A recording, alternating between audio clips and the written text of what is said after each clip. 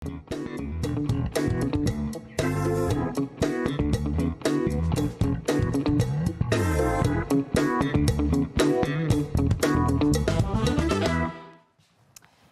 alhamdulillah deh udah deh, udah bagus ceritanya. Pagi-pagi alhamdulillah, kenapa nih cair nih? Oh, iya, Alhamdulillah, betul juga cair. Bukan. Oh, bukan ya, lagi ngomongin itu. Ini apa, Indra Bekti kan udah pulang, keadaannya juga udah bagus Oh, iya, gitu. terus. Banyak pertanyaan, jadi banyak yang nanya sekarang. Berasa nggak sih? Coba duduk. Gimana? Berasa nggak tiba-tiba karena kejadian itu banyak yang nanya sama kita padahal memang masih muda-muda. Mungkin nggak sih, kalau ngomong ini, gue mungkin kena nggak? Gitu nggak sih? Ada nggak yang nanya banyak gitu? Banyak banget, terus juga banyak yang mempertanyakan, kok kayaknya pulihnya cepet ya gitu. Karena terus cepet loh Mas Indra itu. Terus juga soal macam-macam, emang diapain aja sih sampai kayaknya biayanya gede banget segala macam kan. Ada, termasuk juga, kok langsung pulang jalan sih? Orang lain kan bisa dorong-dorong gitu kan. Nah, apa karena dia masih muda? Nanti kita bahas kayaknya. Nah, itu dia pas banget tuh kita buka dulu kayo. Yuk. Jadi dia bawa sendiri nggak dibagi. Agak egois ya. Ayo buka dulu. Halo Indonesia, selamat pagi. Apa kabar? Ketemu lagi di Halo Dokter. Dan seperti biasa kita doain semuanya sehat walafiat karena sehat itu asik. Hari ini kita akan ngomongin soal bukan Indra Bektinya yang diomongin bukan. Tapi lebih ngomongin ke arah stroke-nya. Sebetulnya kita sering ngomongin mengenai stroke. Yeah. Tapi karena kejadian kemarin itu jadi pertanyaan ngulang lagi nih pemirsa. Apa tuh? Termasuk yang tadi. Diapain sih sebetulnya? Kok orang lain biasanya katanya langsung lumpuh butuh berbulan-bulan gitu. Kok ini bisa cepat amat baliknya? Terus kemudian apa yang dikerjakan gitu ya? Satu lagi, kok masih muda bisa kena gitu. Apalagi Mas Bekti itu ya. Umur berapa sih Mas Bekti itu? Ya nggak muda-muda amat. Oh, tapi juga nggak tua-tua amat juga Mas sih. Bekti kan gemuk, malah kan udah kurus sekarang gitu loh. Udah jauh lebih sehat sebenarnya. Kok malah kena? Itu pertanyaan banyak orang sih sebetulnya. Oke, makanya daripada bingung kan, kita ngobrol nih hari ini sama dua narasumber yang kece sekali. Kok kece sih? Kece lah. Keren. Oke. Yang pertama ada Dr. Martin Susanto ya, spesialis bedah saraf. Ini yang kerjaan ngacak-ngacak otak orang ya. Enggak ngacak-ngacak dong, dibersihin lagi. Kalau ngacak-ngacak ditinggal kan repot. Dibuka gitu, dikeluarin gitu kan bener ya. Sih, tapi itu kalau udah sampai harus dibuka kan. Kalau misalnya kita ngomongin soal stroke-nya, nanti nih di awal akan ada Dr. Raisa. Percayalah. Bukan, sorry. Udah dia sering banget kayak gitu, jangan dong. Ya habis namanya itu terus nggak ganti-ganti. Oh nggak mungkin juga ya. Dr. Raisa Yolanda, spesialis neurologi, spesialis saraf MKes. Jadi kalau udah kemudian kejadian, larinya kan ke dokter saraf. Tapi kalau sampai butuh harus dioperasi, dokter bedah saraf. Jadi ini berdua ini biasanya tandem. Nanti kita tanyakan. Segmen 3 bisa langsung telepon, nanya langsung. Iya, jadi bisa nelpon di 5743476 untuk yang di Jakarta. Untuk yang di luar negeri, nggak luar Jakarta, 021 5743478 dan juga boleh banget kalau mau ketik-ketik aja DM kita ke @haldoktertvri di Instagram. Kalau yang namanya Instagram dibuka dari sekarang. Kita jeda sebentar, jangan kemana-mana pemirsa. Tetap di Halo Dokter karena sehat itu asik.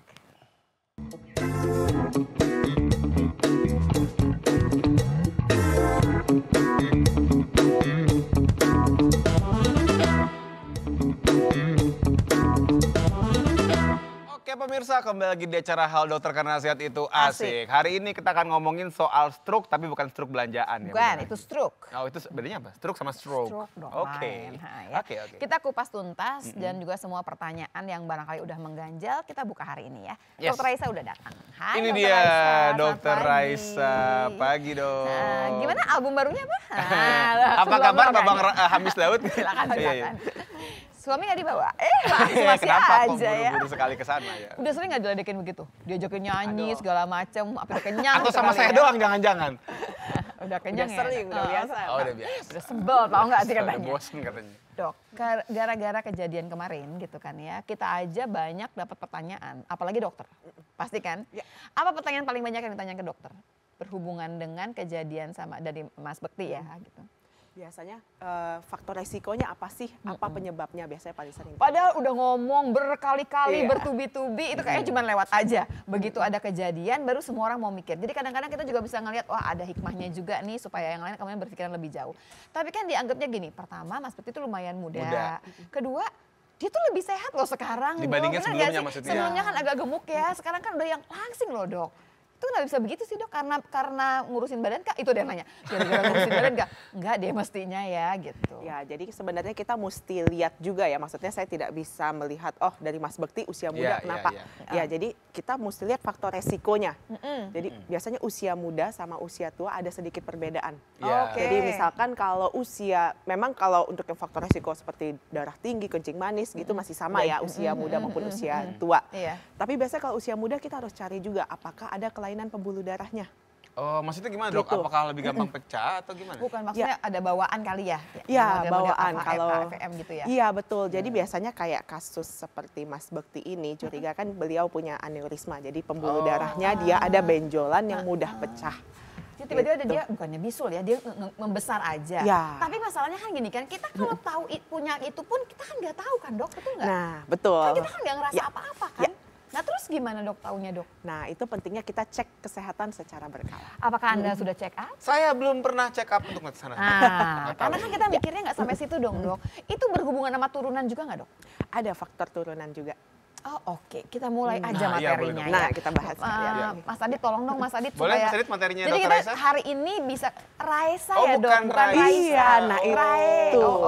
Perbedaan E dan I saya jadi nggak bisa nyanyi. Teman saya yang satu lagi, Dr. Raisa juga. Enggak, itu Raisa. Oh Raisa, oh iya ada banyak ya. Raisa, ini Bikin Raisa. geng gimana dok mendingan? Raisa. Pokoknya. Susah manggilnya nanti. Jadi gini, hari ini nih kita mau belajar nih pemirsa ya, kita sama-sama ngitung faktor resiko yang kita punya gitu ya, supaya sama-sama mau yang umur berapapun kita sama-sama bisa ngitung. Silakan dok. Oke, baik. Ini rame loh di studio, kita dada-dada sama semua yang di studio. Halo, kamera boleh dong liatin ke teman-temannya? Iya. Oke, baik. Kita mulai ya. Yuk. Jadi yang pertama, apa sih itu stroke? Jadi stroke itu sebenarnya adalah penyakit pembuluh darah otak. Gitu. Jadi otak kita itu kan mendapat makanan dari pembuluh darah ini. Jadi mendapat oksigen, makanan, semua dari pembuluh darah. Nah, karena satu dan lain hal, si pembuluh darah ini bisa mengalami sumbatan atau dia malah mengalami agak mengalami perdarahan. Jadi pecah. Akibatnya apa? Kalau dia mengalami sumbatan atau perdarahan, si area otak yang diperdarahi oleh pembuluh darahnya ini tidak mendapatkan makanan. Sehingga sel-sel di sekitarnya akan mengalami kematian. Dan ketika terjadi kematian sel tersebut, itulah yang menjadi stroke, gejala-gejala stroke. Oke, jadi artinya ceritanya apapun, yang model apapun, kejadiannya adalah ada bagian otak yang nggak dapat darah gitu. Iya, yang nggak dapat makanan, nggak dapat oksigen. Terserah dia mau tersumbat, terserah dia mau pecah, pokoknya ada bagian yang nggak kebagian darah gitu ya. Betul. Oke, itu dok kalau tadi dibandingkan antara yang pecah sama yang mampet, itu yang paling sering yang mana sebenarnya? Saat ini lebih sering yang mampet. Oh yang mampet. Oke, berhubungan dengan gaya hidup nanti ya. Baik dok, terus dok. Oke, nah sekarang gejalanya apa? Sebenarnya gejalanya tergantung bagian otak mana yang kena. Bisa kena bicaranya, bisa kena kemampuan berpikirnya, bisa kena penglihatan bahkan buta jadinya. Atau bisa juga kena kelemahan sesisi yang paling sering orang tahu yang lumpuh sebelah. Lemes, tangannya sebelah. Iya. Jadi nih penyakitnya satu, gejalanya bisa 1000, bisa sejuta barangkali. Tergantung bagian mana yang kena. Berarti gini dong dok, kalau misalkan orang datang gitu dok ya, dengan stroke, terus dia gejalanya ini. Dokter udah bisa ketahui dong, kira-kira bagian mana di otak yang kita bisa memperkirakan. Jadinya. Jadi bukannya kemudian dokternya kayak dukun, tahu, bukan. Tapi memang langsung ya dok, dari gejalanya, yang bagian otak yang kena, yang ini. Dan berarti juga bisa loh dok, artinya aku juga punya ya, ada omku, itu kena stroke, tapi cuman bicaranya, jadi kayak bingung gitu. Mau ngomong apa ya, tapi kaki nggak bisa ngomong. Iya, jadi kena pusat bicaranya, berarti kena area otak yang mengatur bicara. Bahasanya jadi bingung memproduksi bahasa. Dia ngerti, tapi dia nggak bisa ngomong. Dia bingung. Atau sebaliknya, dia nggak ngerti tapi dia bisa ngomong. Nah itu areanya beda. Kalau kita nanya apa, jawabnya lain, nggak nyambung karena memang kayaknya nggak bisa diproses sama dia gitu ya dok ya. Betul. Lanjut dok. Oke, nah sedihnya katanya 80% masyarakat Indonesia itu tidak tahu gejala penyakit stroke, sehingga seringkali dibawa ke rumah sakit dalam kondisi sudah terlambat. Karena sering disangkanya apa dok? Disangkanya biasanya? Ya disangkanya kan suka yang orang kiranya masuk angin, masuk angin gitu, terus abis itu atau enggak orang tua biasa linglung kayak gitu kan ya. Nah apalagi yang biasa gitu kan ya. Orang kan biasa taunya cuman yang kalau lumpuh sebelah stroke, padahal gejalanya tuh banyak selain lumpuh sebelah. Dok, kalau bicara soal terlambat dibawa ke IGD, ada juga loh dok yang agak terlambat gara-gara di ini dok, ditusuk-tusuk jarinya. Oh iya. Dokter sering kan gitu di sini atau di kuping. Iya betul, itu salah satu mitos yang sering menyebabkan pasien-pasien itu datang ke rumah sakit terlambat. Sampai dipijit-pijit sampai iya, keluar. kerok-kerok lah segala macam keluar Iya, bocor. Iya, Dan itu parah akibatnya ini. malah memperlambat pasiennya dibawa ke rumah sakit. Oke. Nah, ini sekarang gejala dan tanda stroke. Jadi ternyata ada singkatannya yang untuk kita supaya gampang tahu ya, ingat apa itu gejala stroke. Jadi yang pertama itu senyumnya mencong, nggak selalu lumpuh sebelah. Jadi mencong. Jadi perhatiin nih kalau orang tuanya tiba-tiba senyumnya nggak simetris, hati-hati jangan-jangan. Atau kalau itu kita stroke. curiga suruh senyum gitu ya dok ya, pas senyumnya mencong, iya udah deh gitu. Betul. Terus ini yang paling sering orang tahu ya, gerak separuh anggota tubuh melemah tiba-tiba lumpuh sebelah. Ini yang paling klasik yang orang paling gampang sering. ya. Terus hati-hati ngomongnya tiba-tiba pelok. Jadi ngomong biasa tiba-tiba cadel. Atau yang tadi dokter Dika bilang, tidak bisa bicara atau tidak mengerti kata-kata yang diucapkan orang lain. Kata Nggak sehari-hari nyambung. nih gitu ya. Iya, Jadi tiba-tiba jangan nggak bahasa bisa Rusia ngomong. dong ya, Iya nggak dong. bahasa Rusia biasa Barat lah saja. gitu. Iya, agak susah. betul. Nah, terus ini yang suka kelewatan juga. Kebas atau baal kesemutan separuh tubuh. Orang kan taunya kalau stroke tuh kalau lemes aja. Ini kalau kebas ya anggapnya Nah, ketindihan kali gitu ya dok iya, ya. kayak selalu. kesemutan sebelah ini sering sekali datang terlambat ke rumah sakit. Oke. Ini juga yang orang suka kelewatan, rabun. Nah ini yang dibilang stroke mata bukan dok? Kan ada orang bilang stroke mata Iya, nih iya. gitu. Ada stroke mata atau bisa juga kenanya justru di bagian otak yang memproses penglihatan. Oh sebenarnya otaknya juga yang kena. Jadi sama Iya, juga gitu loh, ceritanya iya. sih tetap aja stroke yang Nah. biasa, cuman bagian mata nih gitu Iya, ya. intinya ada sesuatu gejala yang mendadak, bawalah ke dokter. Karena mungkin kita nggak tahu ya ini dari mata, dari otak, dari mana. Pokoknya Iya. bawa aja dulu, kita lakukan pemeriksaan. Dok, ini mesti semua keluar apa salah satu aja cukup? Salah satu saja cukup. Begitu dia senyum udah miring aja, bawa langsung bawalah gitu ke ya. rumah sakit. gitu Tapi ya. bentar dok, kalau cuman satu tapi cuman kesemutan, itu kan kita sering ya abis ngelipet kaki, Tapi kan ini bersilat. separuh badan. Bener-bener, Nah. kalau kaki doang berarti nggak apa-apa? Ya, yang khas itu adalah kalau stroke dia kesemutannya separuh badan. Oke, berarti kalau kaki doang mah cincai lah ya? Atau kesemutannya biasa di wajah. Oh di Kan wajah. aneh wajah. ya. Aneh ya. Kalau kita misalnya Gitu. kesemutan di kaki, abis jongkok lama ya pantas Iya, dong. jongkoknya 12 Gitu ya. hari Ini kan gitu. nggak ada cerita apa-apa kan dok, Iya. tiba-tiba aja gitu kesemutan. Dan dia sifatnya harus mendadak kalau stroke. Ah, Pagi oh, sehat-sehat gitu ke kantor biasa, tiba-tiba sampai kantor tadi kesemutan sebelah gitu. Oh berarti Atau nggak ada ini bisa dok, kemana. gejala-gejala awal kayak aduh mulai nggak enak badan atau apa nggak ada tuh ya? Enggak, jadi kalau stroke tuh dia biasa sifatnya mendadak. Oke. Gitu ya. Sebetulnya kalau yang sakit kepala hebat mungkin sih cari pertolongan ya dok ya. Iya. Yang sering barangkali yang kesemutan nih yang anggapnya Nah, ntar Iya. juga hilang gitu ya. Kalau nah yang terakhir ini juga ya sakit kepala hebat itu yang biasanya terjadi pada stroke perdarahan. Oke. Tadi pecah pembuluh darah otak. Nah ini disingkat segera ke RS. Jadi makanya kalau kita menemukan gejala ini satu saja di antara segeralah ke rumah sakit. Nggak pakai tusuk-tusuk ya dok ya? Enggak pakai Nggak tusuk-tusuk. Nih pemirsa kita masih belum ngitung resiko ya, maksudnya Ya. kita resikonya berapa banyak belum. Kita baru cerita mengenai kalau sampai ketemu barangkali orang tua kita, barangkali keluarga kita bisa langsung bawa atau kita sendiri barangkali ya. Iya. Kita langsung. Kayaknya juga ini kan lumayan sederhana, bisa kita ajarkan kepada anak-anak kita kali Yes. ya. Iya. Dok. Jangan kita kena, anak pun bisa kemudian bawa ke Betul. rumah sakit. Dok, duduk dulu. Silakan, Dok, duduk Nah, karena kita mau berhitung nih pemirsa, berhitung mengenai berapa banyak resiko saya, berapa banyak resikonya Dika begitu ya, berhubungan dengan stroke ini. Ya. Belum tentu loh yang umurnya lebih tua, kemudian resikonya lebih banyak, belum Ya, tentu. belum tentu. Nanti kita bahas sama-sama ya, kita hitung sama-sama pemirsa. Jangan lupa segmen 3 boleh nelpon. Tapi kalau lagi stroke jangan nelpon ke rumah sakit. Langsung. Ya langsung ya. Di 5743476 kalau untuk luar Jakarta pakai 021 5743478 dan juga masih boleh kita tungguin via Instagram tinggal DM ke @halodoktr_tvri. Iya, tetap di Halo Dokter karena sehat itu Asik.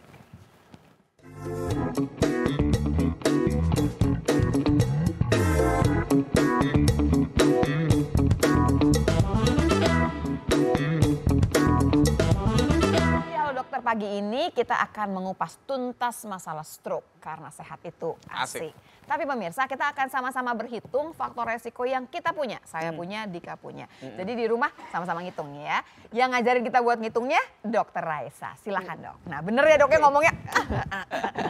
Oke. Boleh dong Monggo, dikeluarkan Dok. Iya. lagi. Kita Kita lanjut udah lagi mau dari masukin. Dokter Raisanya. Nah, ini udah baru gejala ya. Segera Ya, ke ini rumah tadi sakit. gejalanya. Kenapa kita harus segera mengenali? Karena ini dalam stroke kita ada istilah periode emas. Jadi dalam 4,5 jam sejak kejadian stroke tersebut ada obat khusus yang bisa dimasukkan. Yang diharapkan terutama untuk stroke sumbatan ya, untuk membuka sumbatannya itu. Dan obat ini betul-betul hanya bisa masuk dalam 4,5 jam. Jadi kalau kita nunda ke rumah sakit, periode emas tadi terlewati. Jadi obat Oke. itu udah nggak bisa dipakai. Tidak bisa. Ini cuma buat yang sumbatan dok? Iya, ini untuk sumbatan. Yang pecah nggak bisa berarti? Kalau yang perdarahan pun kan sebenarnya semakin cepat kita mengetahui kan kita bisa Lebih baik. Iya, betul. tentu lebih baik. Jangan sampai perdarahan makin banyak itu sampai akhirnya orangnya koma. Intinya gini barangkali ya, berarti bahwa kita punya sumbatan. Sumbatan itu bisa diluruhkan gitu. Ya, dengan obat si ini. obat, tapi Betul. cuman bisa 4,5 jam. Iya. Begitu nyampe 5 jam nggak bisa nawar ya dok ya? Nggak bisa. Aduh, Langsung dipasang.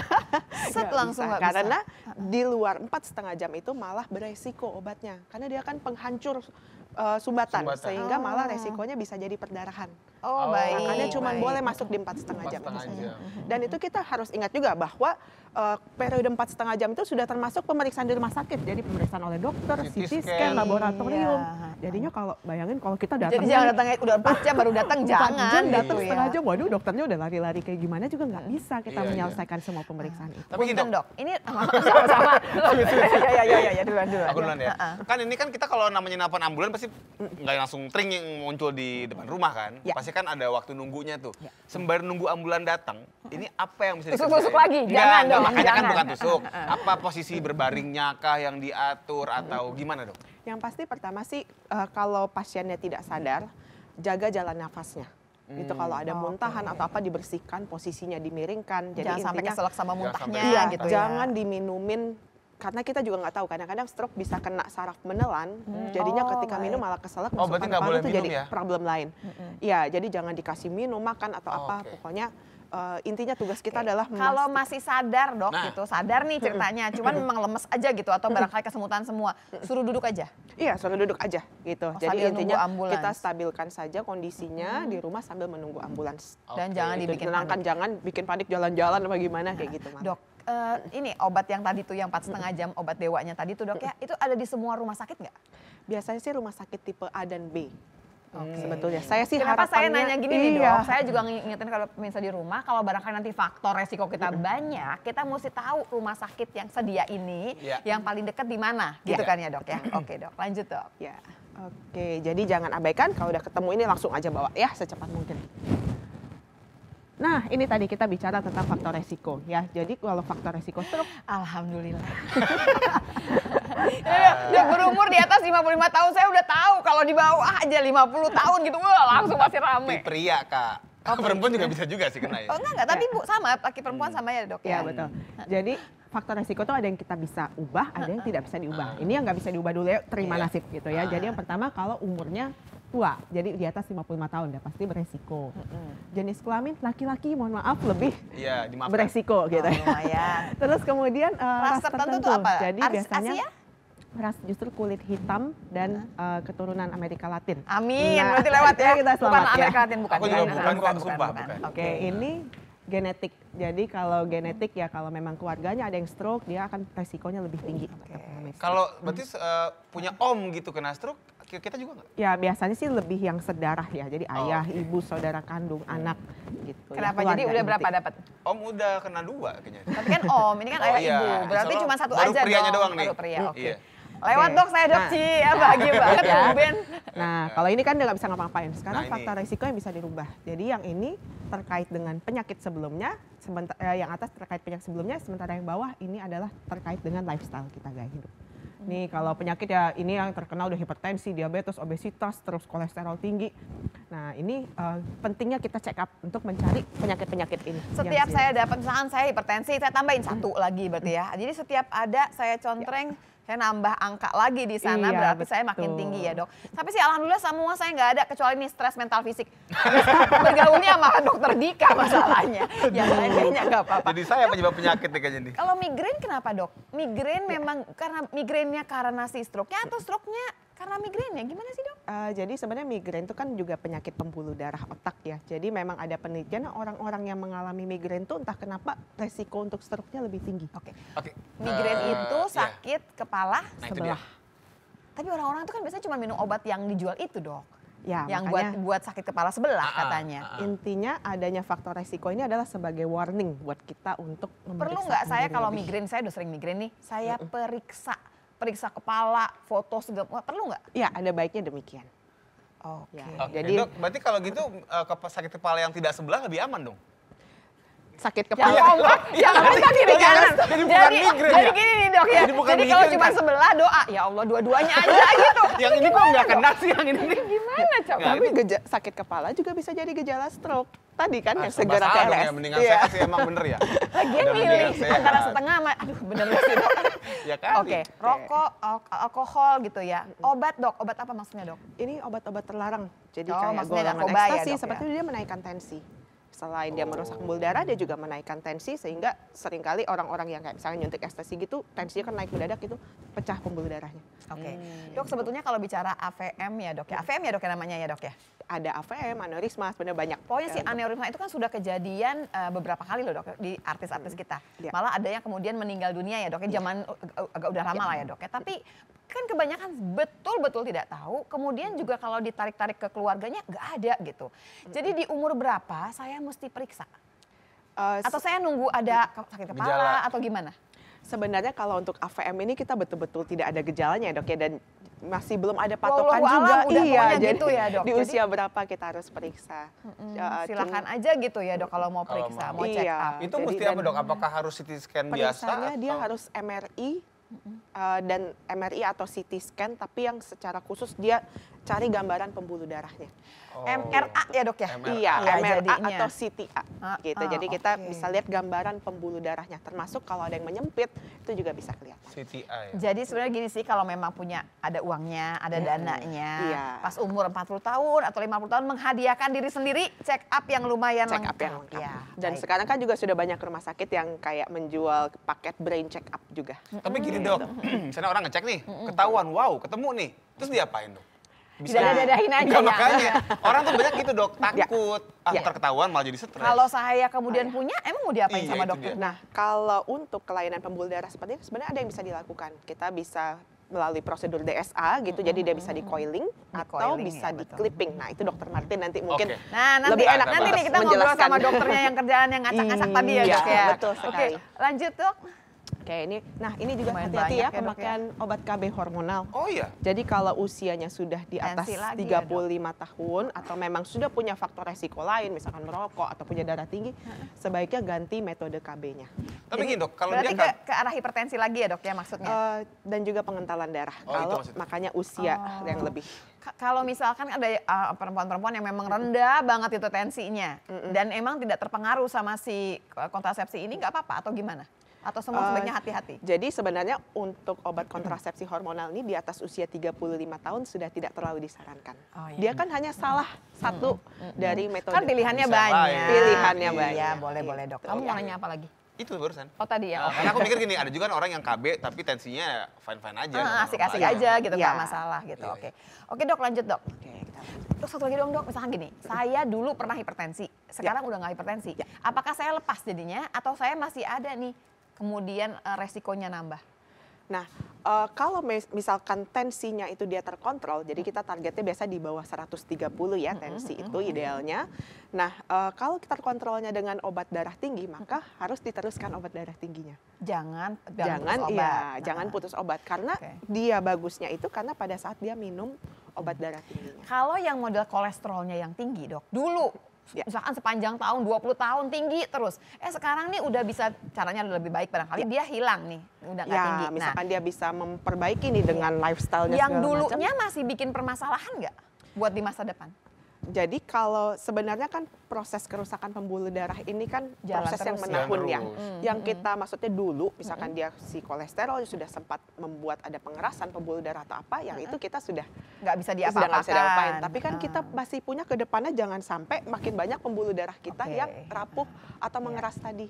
Jadi kalau misalkan sekarang udah, ini kenapa saya tanyakan nih pemirsa, karena banyak yang nanya. Jadi kalau saya udah normal nih berarti saya udah nggak ada resiko. Nggak gitu juga, tapi memang mesti dijagain supaya sesehat mungkin. Karena kita sudah punya permasalahan waktu kita numpukin kolesterol sebelumnya gitu ya Iya. dok ya. Dok, kalau orang suka ngopi dok, kan sering tuh, wah gara-gara sering ngopi nih kena stroke, bener nggak dok?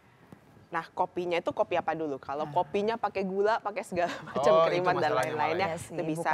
berarti bukan kopinya yang salah. Nah, satu lagi, kopi juga kalau memang sudah punya hipertensi, kopi itu dia cenderung menaikkan tensi. Oh, jadi nggak boleh atau dibatasin dok? Sebaiknya dibatasi. Emang punya jualan kopi kayak segitu gitunya. Dia tuh ujungnya cuma pengen ngomong, dokter bilang nggak apa-apa deh minum kopi pengen begitu. Ya, Dokter Dikanya penggemar kopi sepertinya ya, Dok. Lanjut dok. Oke, kita lanjut ya. Nah, ini jadi cara mencegahnya. Berarti kan cara mencegah ada kita sebut sebagai primer kalau kita belum mengalami stroke atau mungkin takut tadi ya sudah punya keluarga dan apa yang lain dengan stroke. Itu pencegahan primer. Sekunder tuh kalau memang sudah sampai kena stroke, gimana caranya jangan sampai kena lagi. Nah, ini yang pertama ini yang primer ya. Jadi kalau kita belum mengalami stroke, jadi kita cegah faktor resikonya tadi. Jadi lebih dari 50% kasus stroke itu berhubungan dengan hipertensi. Jadi tensi harus terkontrol. Ya, terus diabetes. Jadi kalau memang sudah punya diabetes, gulanya harus terkontrol. Wih, Gitu, sedap ya, ya. ini diabetes sama hipertensinya udah selesai nih ya dok ya. Dia menyumbang banyak banget berdua. Kolesterol tinggi, jadi 1 dari 4 kasus stroke berhubungan dengan kadar LDL atau kolesterol jahat ya, biasa orang sebutnya yang tinggi. Gitu. Terus sama satu lagi gangguan jantung. Ini Dok, duduk dulu dok. Nah, waktu ngomongin kolesterol tinggi, dokter aliran yang mana? Yang si LDL-nya itu masih 130 ke atas dianggap tinggi, atau dokter yang udah kalau bisa di bawah 100? Nah, ini kan ada beda nih dok ya sekarang ya dok ya. Jangan dijawab dulu. Nah, itu dia. Jadi pemirsa ada yang protes, saya tuh kolesterolnya cuma 105 tapi dikasih bintang. Karena sekarang banyak yang minta di bawah 100. Sebetulnya yang dianggap tinggi yang mana? Di bawah 100 atau di atas 130 gitu ya. Nah itu dia, jadi kalau mau nanyain soal LDL boleh telepon ya, tapi jangan nanyain soal LDR. Kita nggak ngerti soal LDR ya, agak susah ini ya. Telepon di 5743476 untuk yang Jakarta, kalau luar Jakarta pakai 021 5743478 nih di sini nih. Atau juga masih boleh ketik aja Instagram DM ke @haldoktertvri. Tetap ya dokter karena sehat itu asik.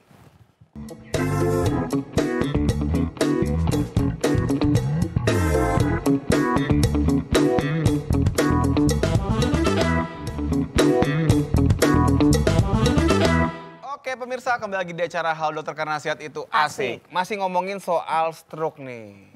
Ya, dan belum selesai lah ceritaannya kita mengenai stroke ini ya. Kita udah tahu tadi berhenti waktu ngomongin LDL pemirsa. Karena LDL itu ternyata nyumbang lumayan banyak. LDL atau kolesterol jahat, nggak boleh tinggi. Nah tingginya kalau dokter Raisa itu patokannya berapa? Di atas 100 apa di atas 130? Jadi sebenarnya gini, kita lihat lagi, sudah punya faktor resiko atau belum? Kalau memang sudah punya faktor resiko, tadi kan banyak ada ya faktor hipertensi, resiko, ada apa gitu macam misalkan ya. Idealnya memang di bawah 100. Bahkan kalau misalkan memang pasiennya ini sudah punya penyempitan pembuluh darah leher, kemudian sudah jelas misalkan pernah CT angio atau MRI yang tadi kita bicarakan, sudah jelas ada stenosis, Penyempitan ya. terus abis itu sudah punya penyakit jantung koroner, itu bahkan bisa lebih ketat lagi untuk kontrolnya, dia minta LDL di bawah 70. 70, wow. Gitu, itu makanya. Dok, kalau yang pernah, ada yang ngomong gini, saya pernah stroke ringan, itu masuk resiko juga nggak? TIA barangkali maksudnya ya dok ya. Banyak orang bilang stroke ringan, stroke berat, sedang itu gimana dok? Ada nggak tuh? Jadi sebenarnya TIA itu kalau mau dibilang stroke, dia sebenarnya juga stroke. Tapi jadi gini, intinya sama, dia karena sumbatan pembuluh darah. Cuman waktu itu sifatnya sementara. Jadi memang jadi pembuluh udah darah nyumbat, terus lolos lagi gitu sumbatannya? Iya, jadi misalnya gini contohnya. Jadi pipanya udah nyempit nih, jadi udah nyempit, jadi darah yang bisa masuk udah dikit. Pada saat lagi normal-normal dia nggak kenapa-napa, tapi ketika kebutuhan otaknya lagi meningkat, jadi lagi capek atau apa, dia jadi kurang. Kalau tadi dia masih normal-normal, darahnya cukup, begitu dia otaknya lagi dipakai ini capek dan segalanya jadi kurang. Nah, dia jadi ketika dia kurang itu dia muncullah itu gejala-gejala, tapi cuma sementara. Ketika dia udah kebutuhannya normal lagi, orangnya kondisinya normal. Oh, tapi sumbatannya masih di situ? Iya, sebenarnya kemungkinan sudah ada penyempitan pembuluh darah. Penyempitan pembuluh darah. Jadi kalau udah ngomongin nggak ada stroke ringan. Jadi nggak ada stroke yang ringan, tidak ada ya dok? Tidak ada. Stroke atau tidak stroke, dan itu semuanya berbahaya. Kalau udah pernah kejadian, berarti mesti lebih hati-hati dong. Iya. Jadi warning sign ya? Betul. Dia masuk yang di bawah 70 dong LDL-nya ya dok ya? Iya, sebaiknya dengan sendirinya. Segala juga bisa dok, kontrol. ini udah datang juga dokter Martin. Hai dokter Martin. Halo dokter Martin. Silakan dok. Dokter depannya Ricky nggak dok? Enggak. Oh iya Ricky Martin maksudnya. Aduh, gemes ya dok Jadul ya. banget lagi harusnya Ya Allah, Ini ketahuan umurnya, ketahuan umurnya. Susanto, coba ya. Maaf. Dok sehat dok? Sehat. Sehat. Alhamdulillah. Kapan terakhir ngacak-ngacak kepala orang? Iya, kapan Ngacak-ngacak terakhir lagi. bedah kepala orang dok?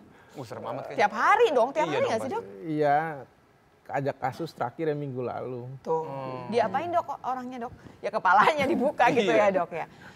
Dok, kasus yang paling banyak apa dok? Pecah pembuluh darah kah? Ya, Aneurisma pecah kah? Yang mana dok? pecah pembuluh darah dan trauma yang saya sering. Kalau trauma karena kecelakaan, oke dok ya kita singkirkan. Kita berhubungan kan sama stroke nih dok ya. Kalau yang stroke pecah pembuluh darah juga banyak dok? Lumayan banyak kasusnya. Terus diapain dok kalau pecah? Dilem apa gimana tuh kalau pecah? Tergantung kasusnya, tergantung gimana klinisnya pasiennya, gimana perdarahannya luasnya seberapa Kan luas. karena kita nih kebanyakan kalau pemirsa di rumah kan mengikuti kasusnya Mas Bekti ya. Jadinya kan, dioperasi gitu kan langsung. Itu dioperasi diapain sebetulnya gitu? Itu diapain dok? Tergantung, balik lagi tergantung perdarahannya di mana, luasnya seberapa luas perdarahannya. Nah, Pilihannya diapakan? Dibersihkan darahnya dibuang atau gimana sih dok sebenarnya? Ya secara general ya darahnya dikeluarkan. Dikeluarkan mesti dibuka? Dikeluarkan ketika dia memiliki efek massa. Efek massa itu artinya mendesak ke otak sekitar. Oke, jadi sebetulnya gejala itu bisa juga kejadian karena darah yang ngumpul neken jaringan otak, Iya, gitu. iya. Tapi waktu darahnya dikeluarkan, jaringan otaknya terus ngembang lagi gitu, atau gimana sih dok? Atau barangkali tetap ada yang rusak? Jaringan otak yang sudah pernah kena stroke itu terbagi sebetulnya. Kita ngomong ada area yang inti, core-nya, sama area yang Di pinggir-pinggirnya masih ya? Di pinggir-pinggirnya kita bilang penumbra. Nah kalau area yang core atau area inti itu udah rusak, permanen. Udahlah. Udah Pasrahin selesai, aja udah udah. biarin aja. Terus yang di pinggir-pinggir dok? Itu yang kita harapkan yang bisa diselamatkan begitu. Oh, biasanya lebih tebal mana dok antara yang Itu beda-beda, nggak bisa tergantung disamakan. kondisi. Lebih karena waktunya kah? Jadi kalau sampai ada timing pecah penting. pembuluh darah dok ya, akan kelihatan dari gejala klinisnya. Iya, Kalau makin berat gejalanya udah nggak bisa ngapa-ngapain, barangkali itu larinya perdarahannya makin besar atau tadi ya ada efek massa tadi. Jadi darahnya nekan gitu jaringan otak. Itu ada materi nggak sih dok? Ada. Supaya agak pinter kita dok, Biar kita lebih bingung kebayang masalahnya gitu dok maksudnya, ya. dok, ya. Boleh dong punya dokter Martin. Oke. Ah, silakan dok. Silakan Dok Martin. saya Iya, Terus iya. Pak Martin ini, sok tahu amat sih kamu buka-buka ini pengen tahu. Dokter Esa dong. boleh Iya. agak geser dok? Oke. Ya ini pengantarnya sebetulnya tadi udah banyak dijelaskan ya dari Dokter Esa. Intinya sebenarnya stroke itu bisa terjadi di usia berapapun, mulai dari bayi sampai usia Bayi bisa, tua. Dok? Bayi bisa. Warna bayi bisa apapun mengalami juga stroke. ya dok ya ini ya. Baik. Ini ada ilustrasi tentang Ya. pecah pembuluh darah otak. Nah ini adalah contoh pembuluh darah otak yang ada. Nah ketika kita ngalami pecah pembuluh darah otak itu ada bagian dinding pembuluh darah otak yang kita bisa bilang itu rapuh. Oh, Gitu. seperti Rapuh, hatiku. iya, rapuh lalu ketika dia ngalami tekanan tinggi Oh, bisa oke. pecah begitu. Nah itu Nah ini nih kalau hipertensi bikin- nih ya, des gitu salah ya dok. satunya, Ya, salah pecah. satunya faktor resikonya hipertensi. Oke. Nah itu darah yang ada di dalam pembuluh darah harusnya mengalir, itu dia akan keluar ke jaringan otak dan dia akan menekan ke jaringan otak sekitar. Tadi efek Begitu. massa itu. Oke, tadi kan efek massa. Tapi Iya. di sisi lain, karena darahnya keluar nggak ngalir ke ujung, berarti di bagian ujung nggak dapat darah. Iya, iya kayak di gambar tadi Jadi ada double area yang gitu ya. ngalamin gangguan fungsi Dok, otak itu karena kalau- rusak nggak dapat darah. Kalau pecah, keluar dikit sampai enggak, tapi enggak sampai efek massa, itu bisa diapain dok? Perlu dioperasi nggak gitu dok maksudnya? Kalau hanya perdarahannya sedikit, ya kita lihat lagi klinisnya karena utamanya acuan kita klinis, kita kan ngobatin manusianya Klinis bukan gejalanya dia gitu. gejalanya. Oke. Kalau gitu, dokter betul. bilang operasi itu kalau gejalanya yang gimana dok? Ya, gejalanya ada penurunan kesadaran. Kita ngomong ada skalanya. Kalau Kesadarannya misalnya, menurun nih, sampai- kesadarannya menurun. Terus ada tanya-tanya pemeriksaan neurologis, pemeriksaan Sarafnya. sarafnya. Iya. Begitu kita lihat dari saraf matanya bagaimana. Kalau kesadaran tidak menurun, Mm-mm. tapi kalau dia cuma pecahnya kecil, siapa yang tahu sebetulnya? Iya, ya paling agak-agak pusing-pusing dikit kali ya, kali. Keluhan orang yang tadi udah dibilang dokter Esa, orang yang kena stroke atau pecah pembuluh darah otak, stroke perdarahan jadi ya kita ngomongnya, itu biasanya akan selalu mendadak. Justru kalau bukan mendadak, kita harus mikir kemungkinan lain selain stroke. Oh, gitu. oke, baik. Jadi kalau misalnya ada mendadak sakit kepala, mendadak mulutnya mencong, mendadak tangannya lumpuh, Gini nah dok, itu maksudnya kita gini, mikir kalau stroke. misalkan pecahnya kecil, Mm-mm. ada gejala apa yang bakalan timbul? Kalau pecahnya kecil bukan yang Dikit besar doang ya? nih. Gejala timbul tergantung lokasi lagi. Lokasi balik. pecahnya di mana. Karena otak kita itu ya zaman dulu dikatakan itu spesifik ada area yang menentukan untuk pergerakan Iya, tangan, iya, iya. area menentukan pergerakan kaki, Ada yang Iya. lidah gitu ya dok? Begitu. Ya, betul. Tapi zaman sekarang sebetulnya itu semua seluruh bagian otak saling Berhubungan. berkorelasi, begitu berhubungan. baik, baik, Nah, masing-masing ya. intinya ketika dia merusak di bagian tertentu yang spesifik, misalnya contohnya untuk mengganggu fungsi kaki, ya kakinya akan lumpuh begitu. Nah dok, kemudian ya dok ya kan kalau misalkan pecahannya nggak banyak itu nggak besar gitu, harus nggak dioperasi? Bisa nggak dioperasi aja gitu? Sebenarnya secara general indikasi operasi kalau di atas 20-30 cc perdarahannya. Secara general ya. Jadi dihitung dulu. Makanya kita butuh CT scan, MRI, bla bla bla, kita udah bisa ngitung nih kira-kira. Kalau ternyata banyak, oke operasi. Kalau misalkan 20 atau di bawah 20 deh, 18 mili gitu misalkan ya dok ya. Terus itu darah kemana dok? Kan tetap neken. Tetap neken, tapi nantinya dia lama-lama kan akan diserap. Oh, masih bisa serap sendiri ya? Masih ada resiko badan bisa nyerap sendiri. Si jaringan ini sebegitu hebatnya dia akan membersihkan sendiri gitu. Kalau tidak banyak. Kalau tidak banyak dan baru tidak menyebabkan efek penekanan ke otak. Oke, mangga dok, silakan lagi. Lanjut dok, lanjut dok. Nah ini contoh ada dua hal, aneurisma dan FIM begitu. Ini adalah contoh penyebab pecah pembuluh darah otak yang sifatnya bawaan dari lahir.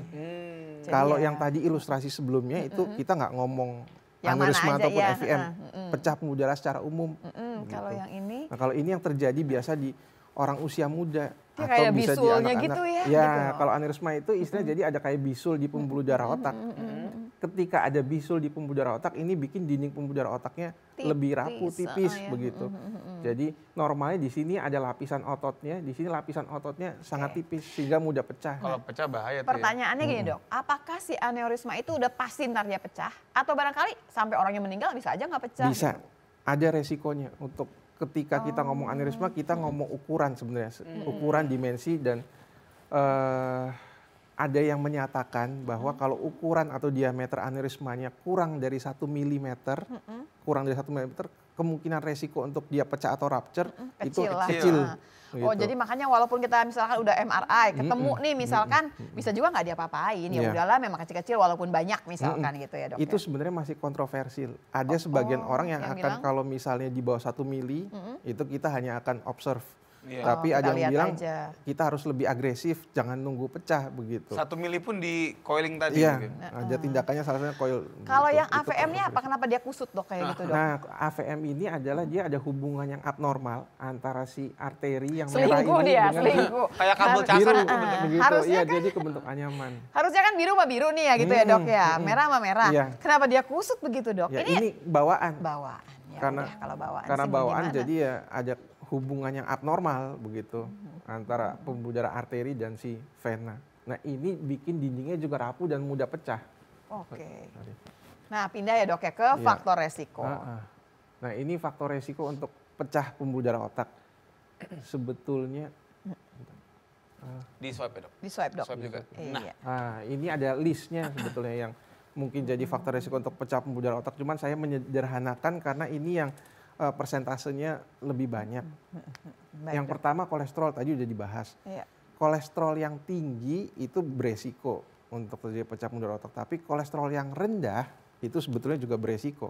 Waduh, jadi Jadi- gimana dong Iya. dok? Kenapa? Jadi ada yang menyatakan kalau misalnya orang hipokolesterolemia kita bilang atau kadar kolesterol dalam darahnya rendah itu bikin dinding pembuluh darahnya lebih rapuh karena untuk integritas atau dinding pembuluh darah yang bagus Butuh itu kolesterol. butuh kolesterol. Oke. Makanya jadi sebetulnya sih Yang sedang-sedang saja nih iya, dok. yang ya, dok. normal-normal Dok, aja, silakan duduk ya begitu. dok ya. Iya, Ini kita belajar baru nih pemirsa ya. Dulu kita pikir adalah ngejar gimana caranya nurunin kolesterol. Karena susah nurunin kolesterol itu tersebutnya ya. Ternyata sekarang ada cerita jangan rendah-rendah amat ya. Iya. Karena rendah kerendahan pun jadi permasalahan. Iya, makanya pemirsa habis ini mari kita makan kambing sebanyak-banyaknya. nggak Bukan begitu, ya. nggak Habis ini begitu. kita bakal jawabin semua Instagram yang masuk. Kita Dial Dokter karena sehat itu Asik.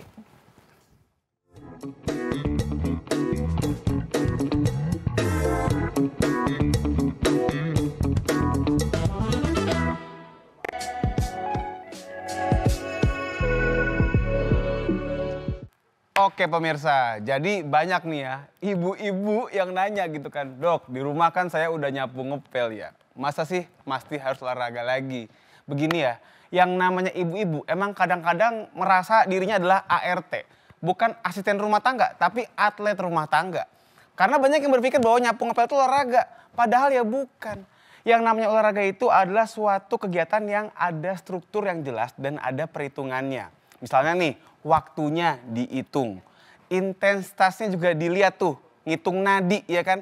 Sementara ibu-ibu rumah tangga kalau lagi ngepel, palingan juga ngitung transferan suami, iya kan. Jadi emang bisa dibilang itu nggak terukur gitu. Dan kalau kita bicara, dok tapi kan keringetan. Ya elah, makan seblak level 20 juga keringetan kan. Makanya nggak bisa kita bilang nyapu ngepel itu olahraga. Kalau nyapu ngepel itu olahraga, harusnya udah ada di Asian Games. Ada timnasnya no, nggak ada kan?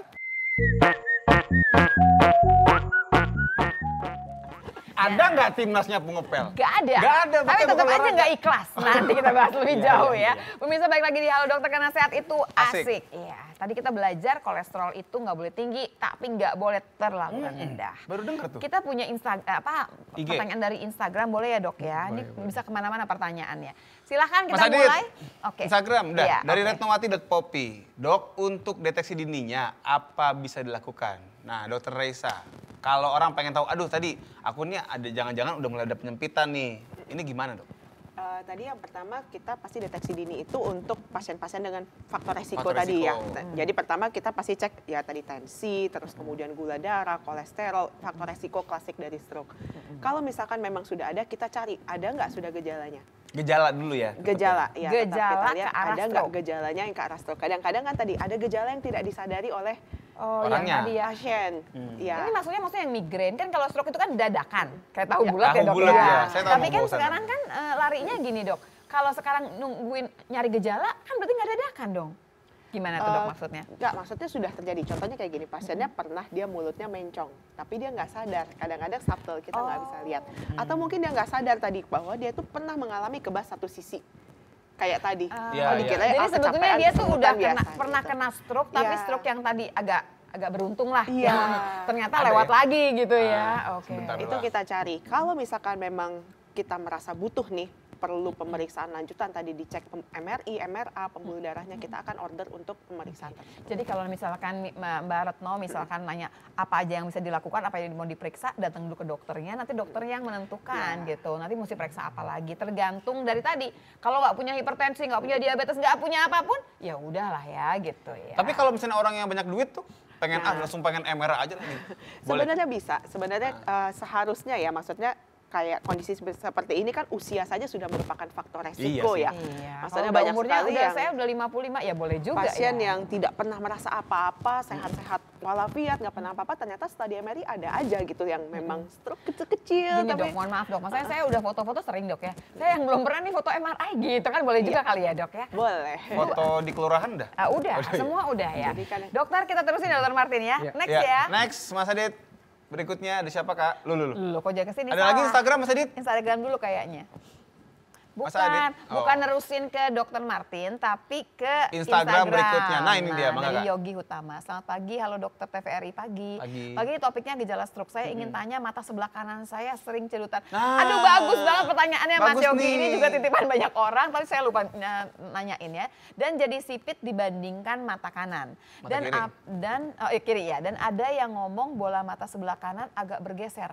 Apakah bisa dikategorikan sebagai gejala stroke? Apalagi disebut-sebut ada yang namanya stroke Mata. Ini gini dok, gejalanya apa begini? Apa gimana? Nah, sebenarnya ini harus diperiksa lagi ya. Memang salah satu gejala stroke bisa saja kalau dia kenanya saraf yang penggerak bola mata bisa jadi memang juling. Atau matanya jadi tertutup sebelah. Atau sebaliknya malah nggak bisa buka mata. Gitu. Jadi tadi ya kembali ke lokasi otak yang terkena. Nah, untuk kasus Bapak Yogi ini baiknya ya periksakan diri ke dokter. Tidak selalu stroke, memang bisa salah satu gejala stroke, tapi ya kita harus periksa lagi pastikan. Karena ada kondisi juga yang biasa suka kedutan gitu, kita sebutnya sebagai hemifacial spasme. Nah itu, aku juga pernah. diulang dong. Si hemifacial spasme ini kan semua orang sering dok. Iya sering lah dok. Ada yang bilang mau dapat duit tuh. Nah itu baru mau ngomong. Terus Nah, gimana lain tuh dok? kalau yang kedutan sesekali gitu, yang katanya lagi kecapean terus kedutan gitu selesai, enggak, itu bukan maksudnya biasanya bukan masalah yang serius. Tapi kalau hemifacial spasme ini memang dia ada kelainan yang menyebabkan dia wajahnya jadi sering kedutan. Sering. Iya, sering. Jadi Oh. berulang. Oh, Biasanya terus-menerus nih. penyebab terseringnya jadi saraf wajahnya ada pembuluh darah yang nempel. Oh berarti kalau Nah. kalau Mas Yogi yang nanya juga gini, kalau dia cuma sekali kejadian nih, yang kedutan, yang segala macam, barangkali ceritanya beda ya dok. Kalau misalnya sering Itu kan sering tuh terjadi, ya. Dia ngomongnya Sering sering. bilangnya. Nah, Berarti- ayo Mas berarti Yogi. tadi harus. calon untuk periksa. Mas Yogi Iya. periksa dong Mas Yogi. Pokoknya yang penting sekarang adalah mencegah, udah pasti lebih baik, lebih mudah, lebih murah lagi ya dok ya. Iya. Iya. Ayo Mas Yogi Next. kemari ditungguin. Ih, Ayo. nggak kesini Oh, nggak. dong. Sorry. Dari Lili 0488. Dok, apa aja gejala stroke yang sering dirasakan orang tua? Beda nggak dok tuh orang tua sama orang muda? Jadi sebenarnya pada dasarnya gejala stroke baik tua maupun muda sama tadi. Sama aja. Segera ke RS tadi ya yang sudah kita segera bahas. ke rumah sakit tadi ya. Nah, cuman biasanya kalau pada orang muda kita memeriksanya harus lebih agresif kita sebutnya karena kalau terjadi di orang muda biasanya ada kelainan-kelainan lainnya. Oke. Jadi misalkan dia punya penyakit autoimun atau dia punya kelainan pembuluh darah atau dia punya penyakit pengentalan darah, ya itu kita harus cari lebih agresif. Dokter Martin, sebetulnya tuh ya kalau ada satu orang yang merasakan tertentu, dia itu akan ketemu Dokter Martin kapan sih? Nah itu dia maksudnya. Pas setelah ketemu Dokter Reza baru dikirim ke Dokter Martin atau ujuk-ujuk ke Dokter Martin? Bisa langsung Ada ya, nggak sih maksudnya pasien yang ujuk-ujuk gitu? Ada. Ada. Ada juga. Sebenarnya tergantung sih dari kalau misalnya pasien itu pernah punya pengalaman keluarganya yang pernah kena stroke begitu. Mungkin mereka sebelumnya udah pernah teredukasi sebelumnya, jadi udah tahu oh saya ada kemungkinan gejala stroke, jadi dia berobat begitu. Tapi mostly kebanyakan dilempar dari dokter saraf. Ada AVM, ada apa begitu dikirim ke Dokter Martin. Enggak tentu juga sebetulnya. Jadi datang dari IGD misalnya dengan keluhan penurunan kesadaran, pasien langsung di CT scan kelihatan ada perdarahan, kita langsung. Oke, atau gini dok, ada nggak apa dokter kan judulnya bedah syaraf nih, SPBS bedah syaraf. Ada nggak terapi yang Dokter Martin kerjain yang nggak dibedah? Ada. Bisa juga Bisa. bedah. Ya kalau perdarahannya tadi kecil di area yang sangat dalam begitu, ya kita ngomong seperti di batang otak, ya itu kita nggak apa-apakan. Oh, terapinya hanya obat-obatan, obat-obatannya itu ya untuk obat-obatan, terusnya kemudian diikuti ya perjalanan penyakitnya gitu ya, dievaluasi. Dok, kalau gitu gini pertanyaannya jadi balik lagi. Kalau misalkan yang stroke pasti kan ke Dokter Raisa dulu dong larinya kan. Nah, biasanya. Tapi kalau ke IGD dan ternyata udah parah banget langsung ke Dokter Martin, bisa begitu kan? Tergantung. Nah, jadi memang, setelah udah selesai sama Dokter Martin, balik ke Dokter Raisa lagi, apa di Dokter Martin aja? Ini agak pusing sih sebenarnya ya. Gimana sih itu pertanyaannya? Gini, Iya. maksudnya gini kan saya udah dibedah misalkan sayanya. Saya nerusinnya jadi pasien siapa? Terus suka banyak yang nanya gitu, jadi setelah itu saya jadi pasien siapa? Balik ke Dokter Raisanya apa gimana? Ya sebetulnya bisa? bisa kedua-duanya sih boleh-boleh aja. Begitu cuma masalah kalau yang habis selesai operasi, kita kan masih akan evaluasi, kontrol untuk luka jahitannya gimana. Oke, atau mungkin gini dok, setelah udah tertangani nih stroke-nya, berikutnya harus ngapain nih seumur-umur orangnya gitu mungkin dok. Atau malah pindah ke dokter yang rehabilitasi medik gitu ya. Atau olahraga kali. Gitu. Olahraga ikutan juga. Kan udah Nah, itu terkontrol. balik lagi sebenarnya orang yang pernah sekali kena stroke biasanya bisa berulang. Itu Jadi ya yang harus dilakukan dicegah. Yang apa yang dicegah faktor resikonya. Faktor resiko stroke tadi kolesterol, darah tinggi, kencing manis, merokok, alkohol, obesitas. Nah setelah itu bisa ditangani dan tentunya datangnya kalau untuk masalah kolesterol, darah tinggi, hipertensi ya ke dokter penyakit dalam atau jantung. Sebenarnya nggak usah terlalu panik pemirsa, karena biasanya kalau di rumah sakit itu ada timnya. Jadi kemana tuh kita nggak usah kita yang mikir, nanti biar rumah sakitnya yang mikir. Tapi kalau coiling, tadi disebut-sebut, di coiling karena dia punya aneurisma, ada bisul di pembuluh darah, di otak lagi. Bisul di ujung sini aja saya nggak enak. Tapi kalau pecah kan enak, kalau aneurisma pecah nggak enak kan? Nggak enak banget. Nah si coiling itu bagian siapa? Dokter Martin yang coiling, yang mengerjakan coiling? Itu dokter yang bedah saraf atau dokter saraf yang punya kompetensi endovaskuler begitu. Jadi spesialis saraf juga bisa ngerjain ya dok? Ada subspesialisnya lagi. Subspesialis neurointervensi. Jadi bukannya Dokter Raisa, bukannya Dokter Martin, ada lagi yang lain. Ada sub. Bisa juga kalau dokter mau ngambil kursnya bisa kerjain. Tapi dok, udah banyak dok sekarang di Indonesia. Sudah cukup banyak. Karena kemarin kenapa yang ngirim DM ke saya sih ngomongnya gini, saya melakukannya di, kalau nggak Malaysia, banyak banget juga yang di Singapura. Harganya gila-gilaan sebetulnya, dan saya juga menanyakan kenapa nggak di Indonesia. Jawabannya kan belum ada yang bisa. Loh kok belum ada yang bisa? Dan coba dok. Di cover BPJS nggak sih dok? Nah di cover atau tidaknya mesti ditanyakan lagi ya untuk tindakan yang seperti itu. Tapi kita udah banyak yang bisa ya dok? Iya, di Indonesia sudah bisa. Nah, satu lagi dok, yang sering ditanyain sama orang. Kalau yang disebut kayak brainwash untuk itu satu episode tersendiri itu kayaknya. Singkat aja dok, singkat itu gimana dok? Singkat. Jadi, jadi secara keilmuan saya sebenarnya DSA itu adalah prosedur diagnostik. Buat ngelihat diagnosisnya apa? Jadi melihat tadi salah satu cara untuk melihat penyempitan pembuluh darah otaknya ada atau tidak. Kalau ada, dia bisa sekali ngebersihin nggak dok? Nah, kalau DSA, dia bisa bermanfaat pada fase akut stroke. Jadi kayak tadi, sebenarnya dia bisa jadi kelanjutan dari si trombolisis yang kita lakukan tadi. Jadi misalkan sudah ditrombolisis dan kita curiga sumbatan itu di pembuluh darah yang besar, bisa lanjut ke tindakan DSA untuk tujuannya mencabut si sumbatannya tadi.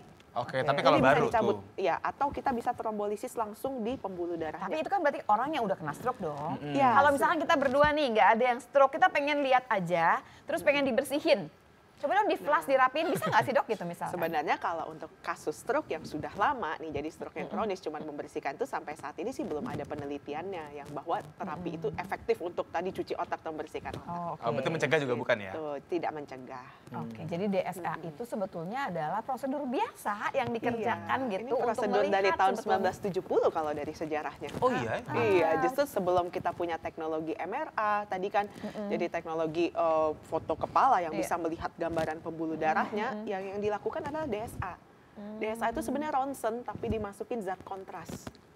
Tapi prinsipnya seperti kayak kita ronsen paru, ronsen kepala, cuman kan kalau ronsen cuma di ronsen doang nggak kelihatan gambaran si otaknya. Nah kalau DSA itu jadi dia dimasukin zat kontras yang nyala kalau kena X-ray, jadi kelihatan. Kelihatan nih pembuluh darah mana yang zaman dulu kan nyempit, belum mana yang ada gimana, gitu, maksudnya gitu. belum ada MRI, belum ada CT scan. Ya ngapain pakai itu kalau ada MRI segala macam, ada MRI yang juga. lebih yang tidak lebih invasif canggih, ya. Lebih aman juga ya. Oke dok, jadi berarti cerita mau bersihin kepala supaya nggak ada sumbatan, nggak begitu caranya. Dan tadi kalau misalkan tadi, yang paling penting sekarang adalah satu, jaga faktor resikonya. Satu. Yang kedua, kalau udah punya faktor resiko nih, misalkan tiba-tiba kejadian, ingat tadi, segera ke RS. Itu Ya. dia. Jangan sampai ketinggalan karena 4,5 jam waktunya. Itu 4,5 jam udah tambah yang periksa macam-macam. Jadi jangan mepet-mepet masuknya ya. Dan aku mau nambahin tadi ya, kalau mau bersihin kepala, keramas pakai sampo biar bersih ya. Ya itu mah luarnya aja. Terima kasih banyak Dokter Martin, Dokter Sigi, terima kasih juga pemirsa.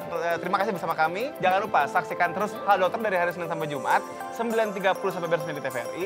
Kalau sampai ketinggalan, lihat aja di YouTube-nya TVRI Nasional. Selalu saksikan Halo Dokter karena sehat itu Asik. Dadah.